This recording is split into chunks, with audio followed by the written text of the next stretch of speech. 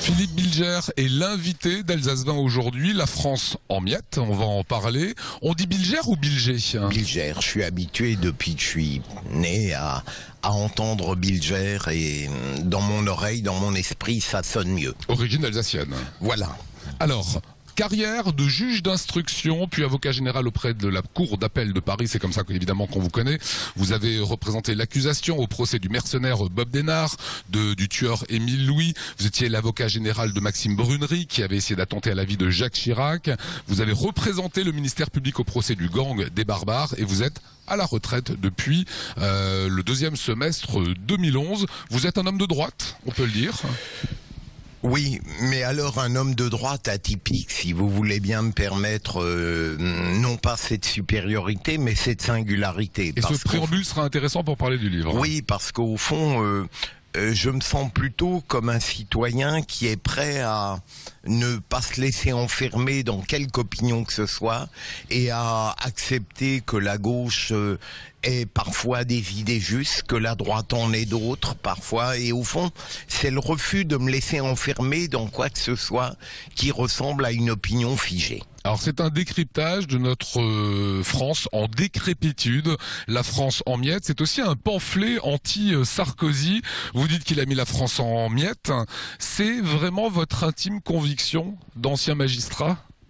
Le personnage présidentiel de Nicolas Sarkozy m'irritait profondément. Alors que j'ai été un partisan enthousiaste du candidat en 2007, j'ai été immédiatement déçu par le président et les 5 ans n'ont pas changé cette opinion négative. Sur les petites phrases, à propos toujours de Sarkozy, un président omniprésent, familier, quelquefois au bord de la vulgarité, fier à bras, arrogant, respecté pour son énergie, mais détesté pour la piètre image qu'il donnait d'eux-mêmes aux citoyens qui lui avaient fait confiance pour la charge suprême. C'est de la détestation, là.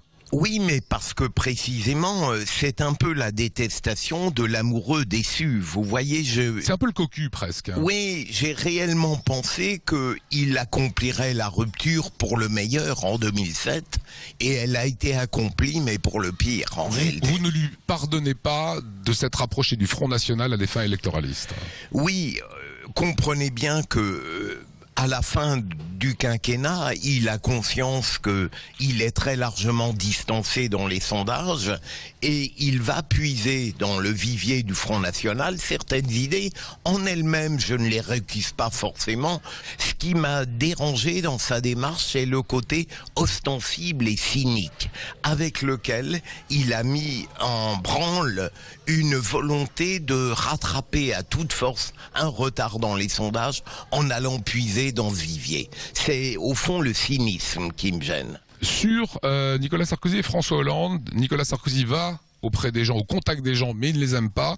François Hollande va au contact des gens car il les aime. Je crois, en effet, profondément, il me semble que Nicolas Sarkozy va vers les gens, il y allait en tout cas par une sorte d'obligation politique, mais à l'évidence, vous le dites très bien, il n'en raffole pas, il va vite, il expédie les choses. François Hollande les aime, ça ne veut pas dire non plus que François Hollande est une sorte de personnalité sanctifiée pour moi, comprenez bien, mais simplement il y a dans son rapport à autrui quelque chose qui est plus sain, plus humain, plus respectueux. Il vous séduit, on le voit au travers des livres. Vous parlez de la sous-estimation de l'ampleur de la crise par François Hollande par exemple, un manque de clairvoyance. Absolument. Ce qu'il y a de vrai, c'est que François Hollande a, paradoxalement, si j'ai à lui reconnaître un défaut grave, c'est une sorte d'excès d'intelligence qui fait que François Hollande apparaît peut-être,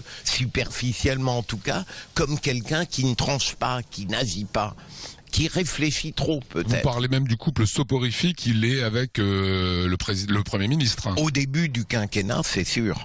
Et puis Jean-Marc Ayrault a fait des progrès, à mon sens. C'est un homme de bonne volonté. Le gouvernement n'est pas brillant, c'est le moins qu'on puisse dire. La plupart des ministres, franchement, ne sont pas éclaboussants de classe. Vous êtes né en 1943, petit retour dans le temps, fils d'un homme politique autonomiste qui va prendre 10 ans de prison pour collaboration avec les Allemands. Ça veut dire quoi? Ça veut dire que en 53, vous avez 10 ans, vous êtes un gamin et on vous dit Philippe, t'es un fils de collabo? Alors, mon père, dans l'histoire que j'en ai recueillie, je ne dirais, il n'a jamais été autonomiste, à mon avis. Ensuite, je considère qu'il a été injustement condamné. À partir d'une démarche que j'ai tenté de comprendre sur le tard, paradoxalement. Pendant longtemps, j'ai fonctionné d'une manière un peu schizophrénique.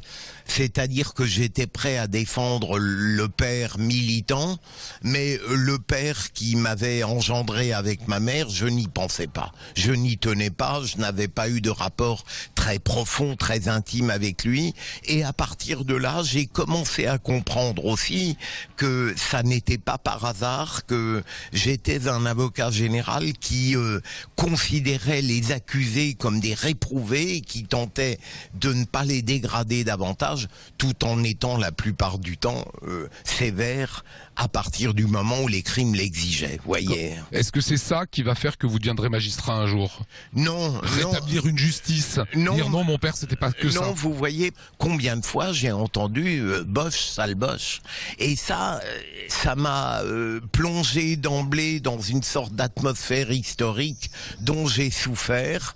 Et j'étais, avec la mémoire de mon père, qui est mort en 75, dans une forme d'adhésion et presque de répulsion en même temps. Et il a fallu que je me plonge là-dedans, et ça m'a fait du bien d'être plus honnête, plus au clair, vous voyez, avec tout cela. Merci à vous, Philippe Bilger. Merci. La France en miettes, analyse, décryptage d'une France un peu en déliquescence.